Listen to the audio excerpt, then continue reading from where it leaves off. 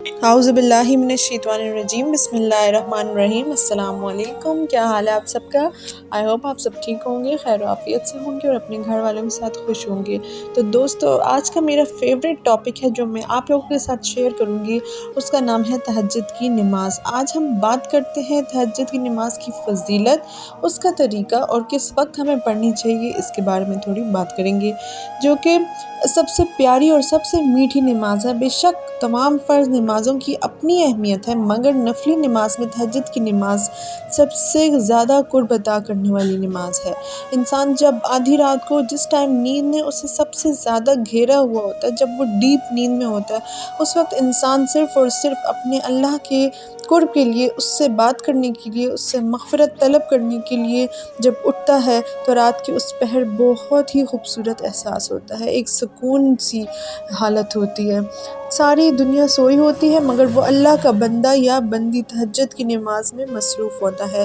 ایک خاموشی کا ماحول، ایک پرسکون احساس، صرف بندہ ہوتا ہے اور اس کا رب، نہ ہی کوئی دکھاوا ہو سکتا ہے کیونکہ اس وقت تو سب سوئے ہوئے ہوتے ہیں۔ تو ریا سے بھی پاک ہے، اللہ کا قرب بھی حاصل ہو جاتا ہے، مطلب کتنی زیادہ برکت اور فضیلت ہے اس کی۔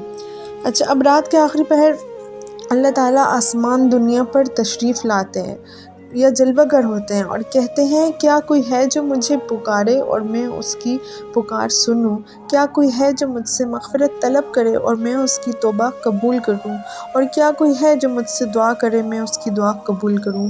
دیکھیں اللہ تعالیٰ خود انسان کو کتنی آفر دے رہے ہوتے ہیں اس ٹائم پر۔ تو یہ تو خوش نصیب ہی لوگ ہوتے ہیں جو ان آفرز کے ٹائم پر اٹھ جاتے ہیں۔ تو کتنی بڑی سعادت ہے کہ میرا رب خود پکارتا ہے۔ راتوں کی تنہائیوں میں جب لوگ سو رہے ہوتے ہیں تو سجدے کا لطف بھی اپنا ہی ہوتا ہے، وہ ملنے کی گھڑیاں ہوتی ہیں۔ انسان کو ان گھڑیوں کے اندر اللہ کی خاص رحمتیں نصیب ہوتی ہیں۔ انسان آنسو بہائے، تڑپ کر فریاد کرے اللہ کے سامنے، اللہ تعالیٰ اس کی سنتا ہے۔ قرآن میں اللہ تعالیٰ تعریف کرتا ہے رات کو اٹھنے والوں کی۔ اللہ تعالیٰ فرماتے ہیں، جو راتوں کو اٹھتے ہیں، اللہ کے سامنے روتے ہیں، اللہ سے باتیں کرتے ہیں، نماز پڑھتے ہیں، سجدوں میں سر رکھتے ہیں، اللہ انہیں دیکھ دیکھ کر خوش ہوتا ہے۔ وہ بستروں سے جدا ہو جاتے ہیں اور اللہ کے سامنے کھڑے ہو جاتے ہیں۔ حضرت رابعہ بصری جو اللہ تعالیٰ کی بہت بڑی ولیہ تھی، رات کو اٹھ کر باقاعدہ عبادت کا اہتمام کیا کرتی تھی۔ اس کے علاوہ حضور پاک صلی اللہ علیہ وآلہ وسلم نے فرمایا، مبارک ہو اس شخص یا عورت کو جو رات کو اٹھے، وضو کرے اور تہجد ادا کرے، پھر اپنی بیوی یا خاوند کو بھی اٹھائے اور دونوں مل کر اللہ تعالیٰ کو تہجد میں منائے۔ اللہ ان کو اتنی محبت سے دیکھتا ہے جس محبت سے ماں بھی اپنے بچوں کو نہیں دیکھ سکتی۔ تہجد کی نماز کا طریقہ کیا ہے؟ کم از کم 2 رکعت نوافل، مطلب 2، 4، 6، 8، 10 بھی پڑھ سکتے ہیں، ساری روایات ہیں، مگر سب سے زیادہ جو عموماً ہے وہ ہے 8 رکعت، اور ساتھ ہی حضور پاک صلی اللہ علیہ وسلم 3 رکعت وتر بھی عشاء کی جو ہے وہ نماز تہجد کے بعد پڑھا کرتے تھے۔ تو اس کے ساتھ ملا کر 11 رکعت عموماً حضور پاک صلی اللہ علیہ وسلم سے ثابت ہے کہ وہ پڑھتے تھے۔ ان میں آپ قرآن پاک کی چھوٹی صورتیں، جتنی آپ صورتیں آتے ہیں وہ بھی پڑھ سکتے ہیں۔ حضور پاک صلی اللہ علیہ وسلم نے چھوٹی صورت سے لے کر آدھا قرآن بھی پڑھا ہے، اور اس کے علاوہ وہ لمبی لمبی صورتیں بھی پڑھی ہیں، جس میں کوئی زور زبردستی نہیں ہے، جتنا آپ پڑھ سکتے ہیں آپ پڑھ لیجئے۔ اور 11 رکعت، 13 رکعت، جتنے آپ پڑھ سکتے ہیں آپ پڑھیں، ٹھیک ہے۔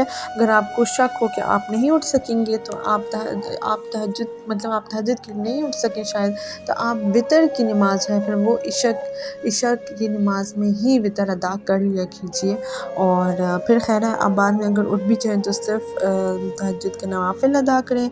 اب تہجد کس وقت پڑھی جائے؟ تو عشاء کے بعد آپ اگر سو جائیں اور پھر کسی بھی وقت رات کو اٹھ جائیں تو تہجد پڑھ سکتے ہیں، صبح فجر کی اذان سے 5 سے 10 منٹ پہلے تک، اور پھر سب سے اچھا وقت رات کا تیسرا پہر یا پچھلا پہر ہے، جب اللہ خود آسمان دنیا پر نازل ہو کر اپنے پکارنے والوں کو پکارتا ہے۔ اب آخر میں صرف یہ کہوں گی کہ نفس کو فتح کرنے کا سب سے بڑا طریقہ تہجد کا ہے، اس سے نفس کمزور ہوتا ہے اور انسان اللہ کا قرب حاصل کرتا ہے، اور یہ ایسا وقت ہے کہ دل سے کی گئی ہر دعا ضرور قبول ہوتی ہے۔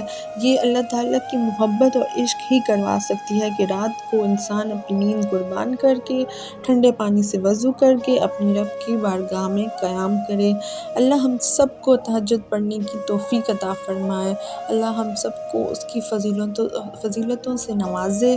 اللہ ہم سب کو اپنا قرب عطا کرے اور ہمیں اپنے قریب رکھے، آمین۔ انشاءاللہ پھر حاضر ہوں گی ایک نئے ٹاپک کے ساتھ۔ اپنا بہت سارا خیال رکھیے گا۔ اللہ حافظ۔